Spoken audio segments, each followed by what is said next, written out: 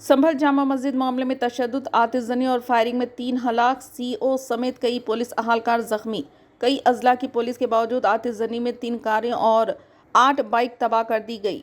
जिले हेडक्वार्टर में जामा मस्जिद के सर्वे के मामले ने इतवार को पुरतशद्दुद रुख इख्तियार कर लिया। पत्थर और आतिशजनी में 3 अफराद हलाक हो गए जबकि 20 से ज़ायद पुलिस अहलकार जख्मी हुए। फायरिंग में सीओ अनुज चौधरी और एसपी KPRO को भी गोली लगने की इत्तला है। पथराव के इल्ज़ाम में कई शरपसंद अनासिर को हिरासत में लिया गया जिनमें 3 खवातीन भी शामिल है। आग लगने से 3 कारें और 8 बाइक जल गई। शहर में बड़ी तादाद में पुलिस फोर्स तैनात है। मुरादाबाद के कमिश्नर अजय सिंह ने कहा कि तशद्दुद के दौरान छत से फायरिंग में 3 नौजवान मारे गए। पुलिस के मुताबिक जाँबाग होने वालों में कोट करवी का रिहायशी नईम, सराय तरीन का रिहायशी बिलाल और हयात नगर का रिहायशी नुमान शामिल है।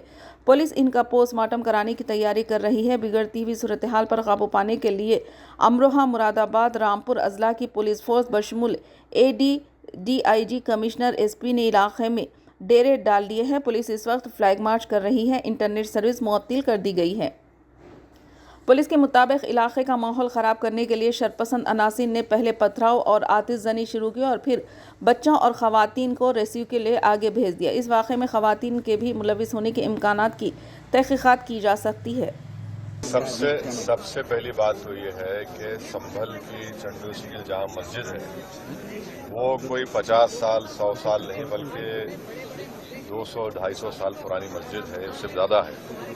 वहाँ पर कोर्ट की तरफ से बगैर मस्जिद के जिम्मेदारों को कमेटी को सुने उन्होंने एक एक्स पार्टी ऑर्डर पास कर दिया, वो गलत है। दूसरा ये है कि एक बार तो आपने गलत ऑर्डर दिया, सर्वे हो गया, दूसरा सर्वे जबकि आपने किसी को इत्तला नहीं दी। तीसरी बात यह है कि पुलिस का ये काम था कि मस्जिद कमेटी को कॉन्फिडेंस में लेते या वहाँ की पीस कमेटी को। चौथी बात यह है कि जो सर्वे करने लोग आ रहे हैं वो प्रोवोकेटिव स्लोगन्स लगा कर आ रहे हैं, वो वीडियो उसका है, पब्लिक डोमेन में है। और उसके बाद जो वहाँ पर वायलेंस हुआ जिसमें 3 मुसलमानों को गोली लगी, उनकी मौत हुई, हम इसका कंडेम करते हैं। ये फायरिंग नहीं बल्कि मर्डर है।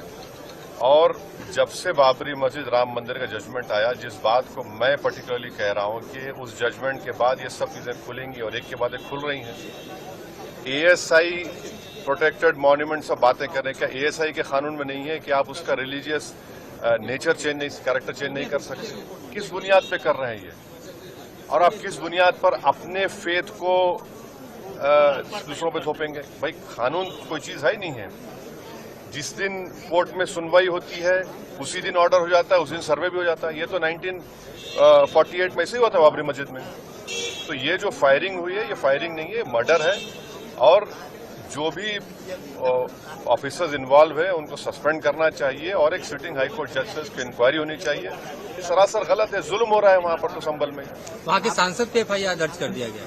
आप जिस पे चाहे कर लीजिए भाई, जिस पे भी चाहे कर लीजिए, जज आप, जूरी आप, सब आप, तो बचेगा क्या फिर? सर, JPC में आप लोगों ने समय मांगा है क्या? जितना भी आपने हमारे डेलीगेशन तरफ से बोला गया है मैं उसको रिपीट करना नहीं चाहता। मगर स्पीकर साहब ने बड़ी इत्मीनान से हमारी पूरी जितने मेंबर्स 11 नॉन BJP MPs गए थे उनकी बात को सुना। वो बोले कि इसके ऊपर कंसिडर करेंगे और हमको उम्मीद है कि ऑनरेबल स्पीकर साहब इसका टेन्योर बढ़ाएंगे, क्योंकि आप देखिए बंगाल नहीं गई कमेटी, बिहार हम लोग नहीं गए, उत्तर प्रदेश में शिया वक्फ की प्रॉपर्टीज को हमने नहीं देखा। तो ऐसे कई, दिल्ली के मंत्री को बुलाना है, ऐसे कई स्टेट्स है जहां पर कमेटी को जाना चाहिए। वो स्टेक होल्डर्स हैं, उनकी बात को सुनना बहुत जरूरी है। सर, वक्फ बोर्ड अमेंडमेंट बिल को लेकर आप क्या सोचते हैं? क्योंकि लगातार सरकार की तरफ से यही कहा गया कि जो मुस्लिम है, जनता है, उनके हित में है, मुसलमान जो है उनकी। अभी ये कानून बना नहीं, आप देख लीजिए संभल में क्या हो गया है। अभी ये कानून बना नहीं है। आप देख रहे हैं कि हर जगह पे बोल दिया जा रहा है कि नहीं, ये यहाँ पर 500 साल पहले मस्जिद नहीं थी। इस बिल में आप ये बिल आर्टिकल 26 का वायलेट करता है।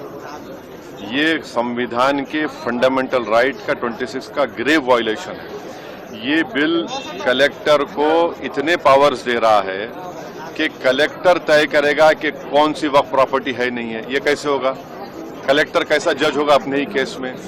तीसरा, आप किस बुनियाद पर इस बिल में आप नॉन मुस्लिम को मेंबर बना रहे हैं? जितने धर्म की बुनियाद पर, चाहे वो हिंदू धर्म के एंडोमेंट बोर्ड्स हो, चाहे दिल्ली का एसजीपीसी हो या उसका एक्ट हो, या क्रिश्चियंस के जो भी उनके धर्म के संस्थान हैं, वहां पर तो कोई उसी धर्म का आदमी मेंबर बनता है।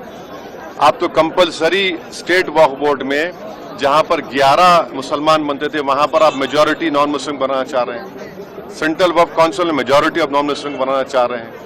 क्यों करना चाह रहे हैं आप? ये क्या मकसद है आपका?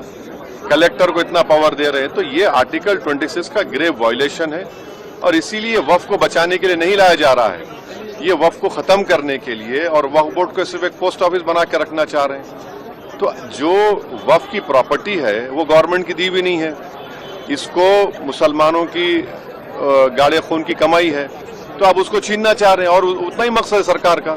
आप देख रहे हैं संभल में क्या हो रहा है, ऐसे ही और वाकयात होते रहे।